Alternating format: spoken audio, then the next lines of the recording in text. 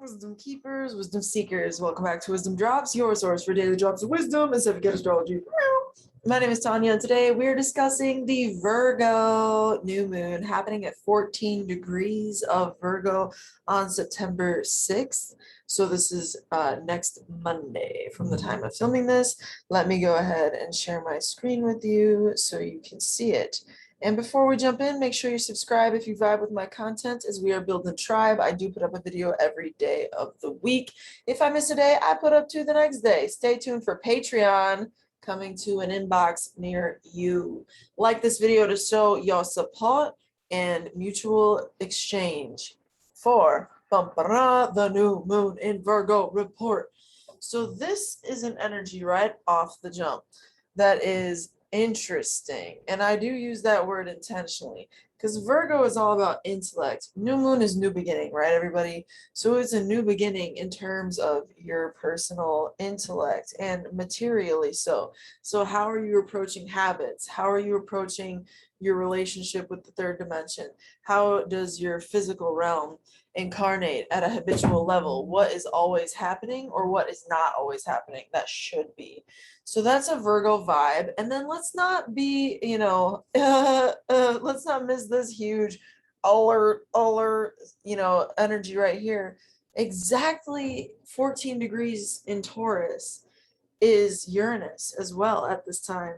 So this has everything to do with awakening and enlightenment and entering into a higher stage of awareness, because Uranus is the higher chakra. Uranus is this ascension energy.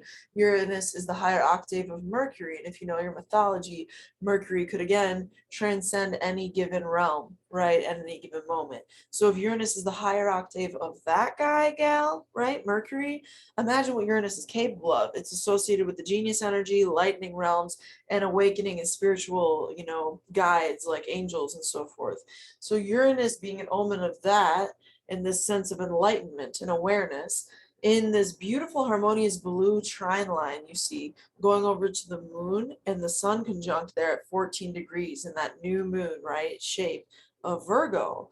So you have this interesting support between the idea of Uranus, severance, awakening, angelic downloads, surprise, shock, sudden events. Something is harmonious there, though, amidst that, right? To the new beginning on offer under the Virgo new moon energy. If you haven't liked this video yet, make sure you do. Thank you. Also, with the Mars there in Virgo, that's going to help us know over the next month, because a full moon is going to manifest right in 2 weeks' time, and a new moon is going to manifest in a month's time. So that ends the cycle of the next new moon. So it starts the cycle of the next new moon. So it ends this cycle, in other words. So anyway, over the next couple of weeks, you're going to notice how to do things. You're going to notice how to approach things more systematically, more methodically, more Virgo-ish, because this is all Virgo's territory. And let's not forget, party people, that the sign Virgo is ruled by what planet? Mercury. Mercury is currently transiting where? Libra. You got it. So Libra is where the energy of Virgo is actually manifesting and expressing itself at this time. So Libra energy is how Virgo is going to vibe, in other words. So Virgo is going to be in service to a more harmonious nature, a more harmonizing intention, a more relationship-oriented perspective, looking at things more through other people's lens, looking at things more through a lens of fairness and putting things on a certain scale, a certain everybody's fairness, not just this side only, but looking at multiple perspectives in a situation. That's where we're going to be directing our energy collectively over the next month. Now, in your personal life, you want to go ahead and make sure that you check out your personal house that this Virgo energy is associated with. As always, I recommend reading both your whole sign and your Placidus house systems, everybody. It's excellent to read both of them because you get more insight. And, I go in depth in other videos. You can check out Wizdom Dropz Placidus versus whole sign, I think is the name of that video that I did. And I go into depth on those two house systems there. Okay.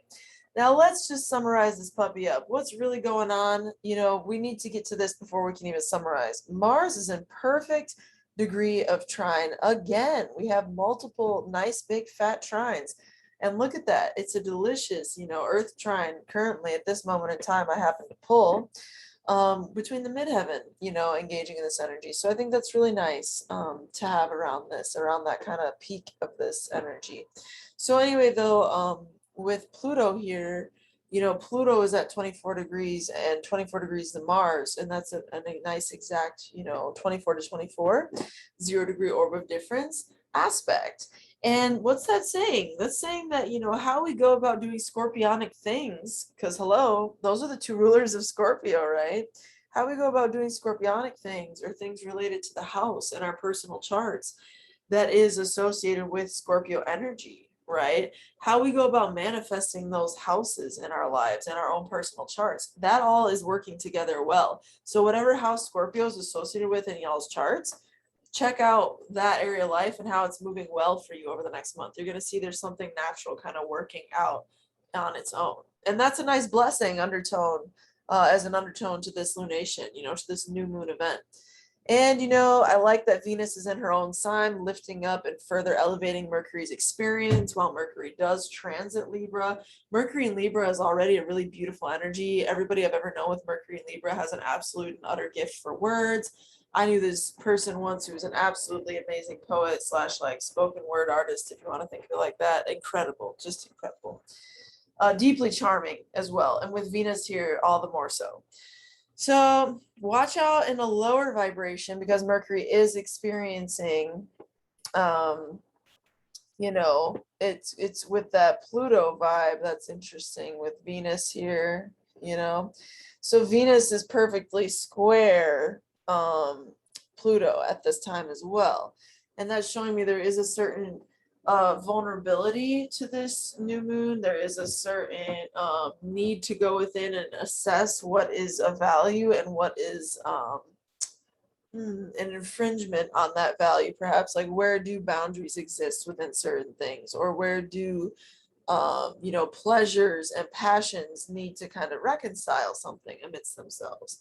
So that's kind of the question on offer when you have a Venus square Pluto. Again, power dynamics, especially involving femininity and vulnerability, as female energy in general is represented by the moon and Venus, and Pluto energy in general is indicative of a manipulative underground sort of force, as seen through the lore of Persephone and Pluto, and Demeter, of course. So, astrology is deep. Like this video, ever brought you any value whatsoever?